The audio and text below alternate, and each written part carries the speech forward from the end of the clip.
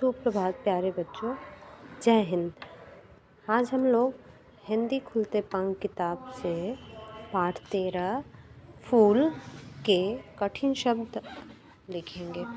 कठिन शब्द का मतलब ये नहीं होता है कि आपको बस उसको लिखना है और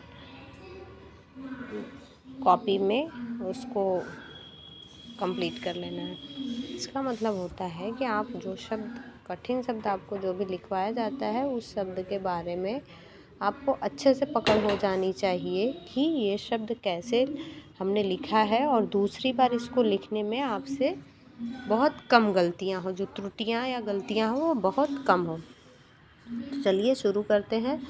पहला कठिन शब्द है फूलों।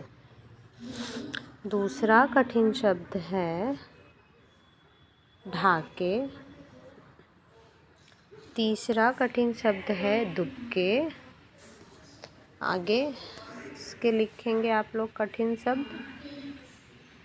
जल्दी जल्दी। उसके आगे का कठिन शब्द है बरसाते, हंस हंस, हंस हंस। और आगे का अंतिम कठिन शब्द है सुवास। तो बच्चों, आपको ये जो कठिन शब्द आपके वीडियो में अंडरलाइन किया गया है, रेखांकित किया गया है, उसको आपको लिखना है। उसके बाद में इसको याद करना है, लिखने की कोशिश करनी है, अभ्यास करना है कि कैसे आपने लिखा है। और दोबारा जब आप इसको लिखेंगे तो इसमें त्रुटियां कम होनी चाहिए, ठीक है। और चलिए अब हम आगे चलते हैं इस पाठ के शब्द अर्थ पर।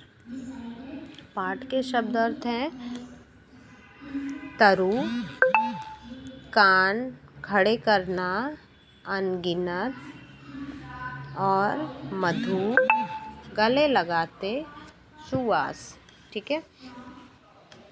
तो यहाँ पर जैसे आपका जो शब्द अर्थ है वो आपके पाठ से ही लिया गया है। आपके पाठ में ये जो अलग रंग से शब्द लिखे हुए हैं वो शब्द क्या हैं? वो शब्द हैं शब्द अर्थ। जैसे आपको यहाँ पर तरु लिखा हुआ है, यहाँ पर क्या लिखा है आपको? यहाँ पर लिखा हुआ है तरु। तरु का मतलब होता है पेड़, ठीक है। तरु का मतलब होता है पेड़। दूसरा शब्द अर्थ जो है वो है कान खड़े रहते, मतलब हमेशा चौकन्ना या सावधान रहना, ठीक है। तीसरा है अनगिन। यहाँ पे अनगिन नहीं होगा बेटा, यहाँ पे अनगिनत होगा। तो जो तीसरा कठिन शब्द है वो है अनगिनत। अनगिनत का मतलब होता है इतना कि आप उसकी गिनती ना कर सके। जैसा कि आप पृथ्वी पर देखते हैं, जब बसंत ऋतु आती है तो पेड़ों में अलग अलग रंग के फूल खिलते हैं और इतने फूल खिलते हैं कि आप उसकी गिनती नहीं कर सकते हैं, अनगिनत होते हैं, ठीक है। आगे मधु। मधु का अर्थ होगा शहद।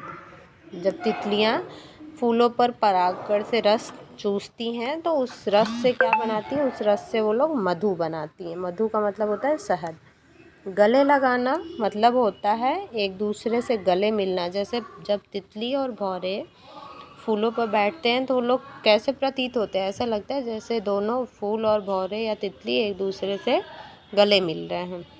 जैसे जब तितली भी फूलों पर बैठती है तो भी ऐसा प्रतीत होता है जैसे गले मिल रहे हो, या फिर भौरा भी जब फूल पर बैठता है तो ऐसा प्रतीत होता है जैसे दोनों एक दूसरे के गले मिल रहे हो, ठीक है।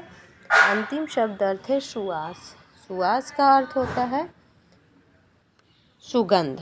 जब भी किसी शब्द के आगे सु लग जाता है, जैसा मैंने आपको बताया था, जब भी किसी शब्द के आगे सु लग जाता है तो उसका अर्थ हो जाता है सुंदर।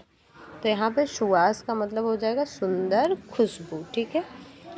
धन्यवाद बच्चों। आपको ये कठिन शब्द और शब्द अर्थ अपने नोटबुक में लिखना है और याद करना है।